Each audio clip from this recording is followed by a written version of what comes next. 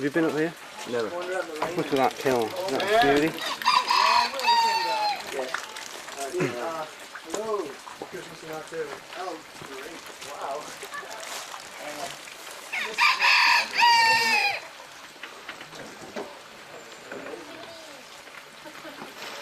Oh, ahorita es pretty. Estamos.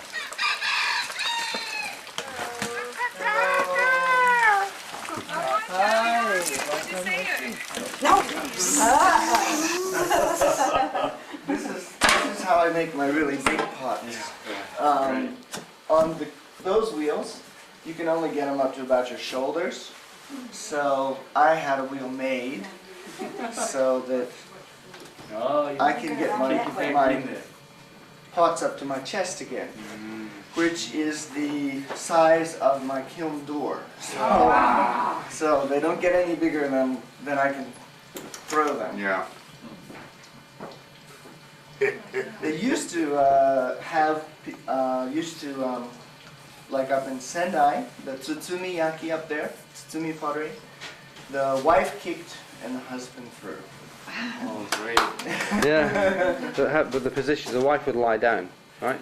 It depends on the pottery. They had many different ways of doing it. Right. Yeah. Keep going, your hands going. So it's just kind of like riding a bike. You get used to it. Cat? Oops, sorry. There are lots of cats here, so. There's not a Tsutsumi here. Tsutsumi. Rats. Rats? Nezumi? Nezumi. No rats. No rats here because. Yeah. Right now we have 4 cats. Well, I have 4 cats, but today 4 cats. But well, this is for throwing my big pots. You Oh. can't reach I him. throw them halfway, and then I sit here, and now my clay's in the way, but I sit here and pull like this, and then I can throw the top part of my pot. Wow. Whereas here, You can only go so high. Osni would know all about this, having to get things to go your way. Here, I had to ask a friend of mine to kick the wheel. And what I did is I got like this and pulled the pot. There's a lot of And excess pulled the pot. Yes. But actually, this is very easy to wrap up with cloth and cardboard. And just make it different. Yeah. No, I've heard of just that. make it different.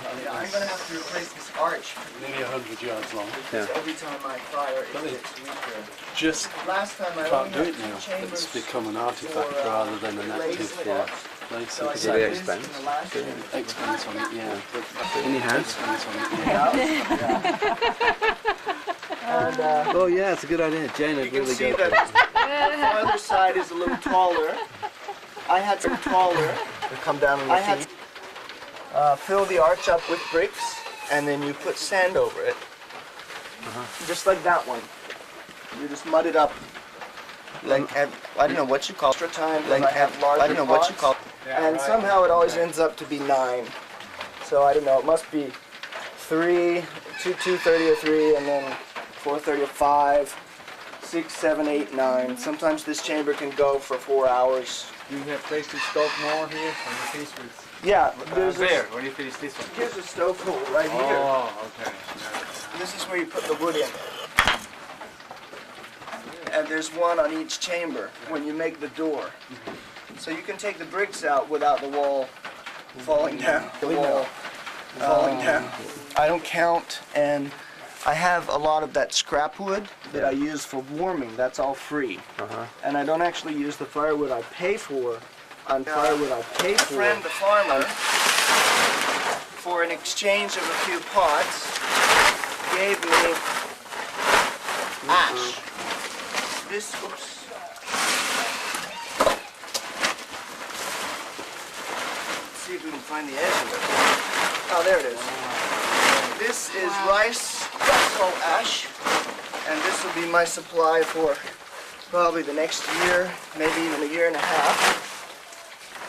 And I take it, and there's an old-fashioned mortar and pestle, like they use for making mochi. And I put my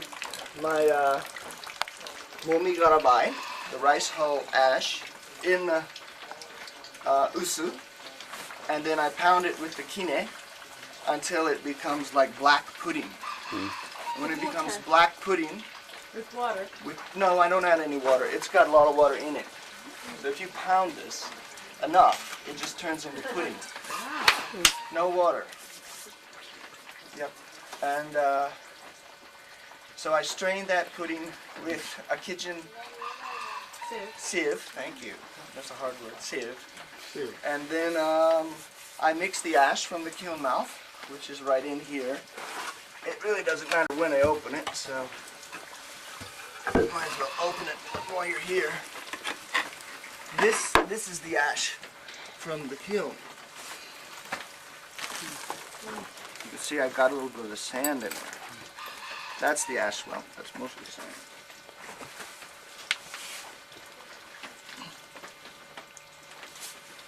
There we go. Oh, that's the color of the, it's not sand, it's the color of the hardwood. But this ash mixed with this ash, and then just a little bit of feldspar, which I do have to buy, makes a white glaze. A nice, thick white glaze. And that's because of this. This won't melt. You have to give it this ash to melt it. And the feldspar gives it some body. And you know how a feldspar glaze is just really nice by itself anyway with those cracks? It adds that characteristic to the white glaze. Then if you add copper, which is the only thing you need, you can get seiji, which is the green glaze. Really, really pretty green glaze. All you have to do is add copper. You put clay in the glaze. Yes. I put a little bit of the clay that I used to throw with in the glaze. Because, yes, because it makes their shrinkage rates closer to one another so your glaze doesn't peel off. And if you don't use that glaze, you just use this ash and feldspar and a local clay, you can make what's called nami jiro, and it's just a gray glaze. But you need to use the red clay from Mashiko, not the white clay, or you get it kind of whitish, just like this, except it looks more like a feldspathic glaze. So that's make my glaze. When you wash your glaze, wash your ash. Wash your ash. So you have to It be, looks like Kind of goes. yeah, it like does. rice, Yeah. like rice milk, you know, rice Yeah. pudding. The feel You have to be yeah. careful about taking orders. Also, I want one of those pots. maybe. Do you got one piece? Yeah, I can maybe swim. Do you mind? This is the same glaze with just copper in it. Philosophy. Like these Yeah. parts over here, this is nice. And then This is it a kind real of goes art. down like this. No, that is 300 years old. That comes from Tsutsumi up in the north. The interesting thing is, this and this, well, that's got a funny bottom. I guess that's why it's still here. Anyway, for sake of conversation, they have the same glaze on them. Wow. What, a different body, a Just a different place? different place Yeah. in the kiln. Isn't that interesting? Yeah. Gosh. It's a shame. It's